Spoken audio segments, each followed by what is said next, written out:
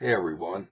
Today I wanted to talk about something that's totally not clear to me, but it had a profound impact in my spiritual understanding of following the Lord, and that is getting beyond our own natural understanding.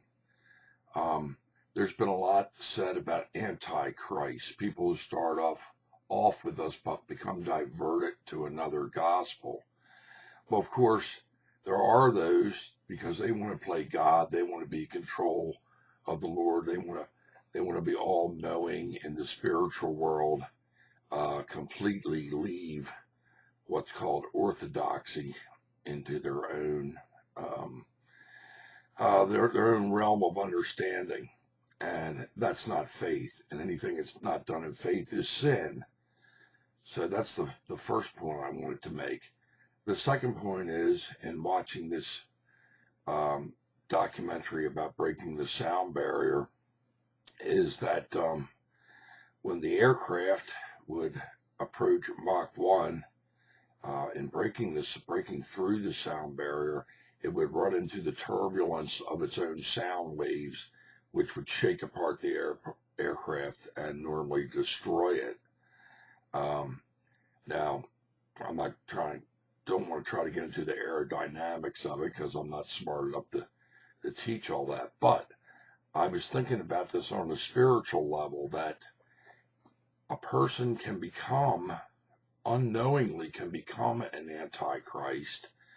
And I say unknowingly is because they're leaning to their own understanding. They're leaning towards their own experiences of what they've experienced up to a given point.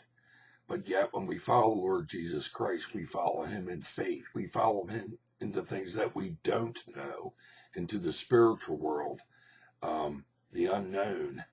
And that operates strictly by faith. It has nothing to do with our own natural understanding. Now, the heart, the human heart, the soul, must love the Lord above all else. So that's our guidance system to our love for the Lord, our love for the truth that we might be saved. It's not an intellectual position, but it's having a love for that truth. And if you have the love for that truth, you're going to move forward in faith and trusting the Lord. So what I think is, if you move forward in trusting the Lord in faith, he's going to show you things that you hadn't understood or known before, which is sort of the unknown. And people don't like the unknown. People like to stick to what's safe, what they know, what's familiar. But that's not moving in faith.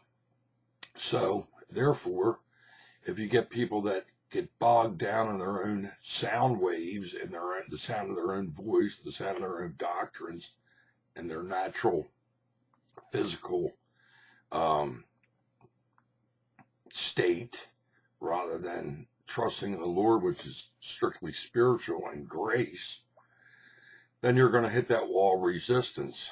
You're going to hit that wall of resistance and getting beyond um, that place that's quiet and doesn't have any noise, and moves forward, kind of relating back to the supersonic video that I just watched.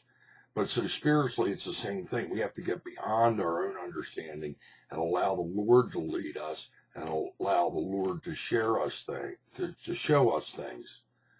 And we can only do that by going beyond our dogmas and what we understand, and trusting the Lord and having him show us spiritually what's on the other side of that brick wall of our resistance.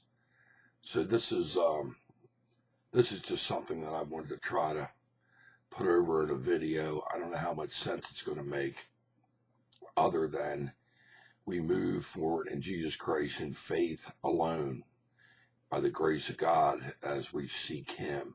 We're not always going to understand what we're moving into. And I also want to say that our own flesh, all of our flesh, fights against the Spirit, rails against the Spirit. So therefore, a lot of people get very upset when you get beyond your own beliefs, your own dogmas, your own doctrines, your own noise, if you will, and break through in faith into the truth, who is the Lord Jesus Christ. So what I'm trying to say is I think a lot of people can unknowingly become antichrists just because that is the default nature of our flesh, to rely on our own understanding rather than to rely on the Lord. And the danger with that is if we're so steeped within our own understanding that we start judging other people who the Lord may have a different path for in life and showing them things, then we become an obstacle to the Lord himself within other people.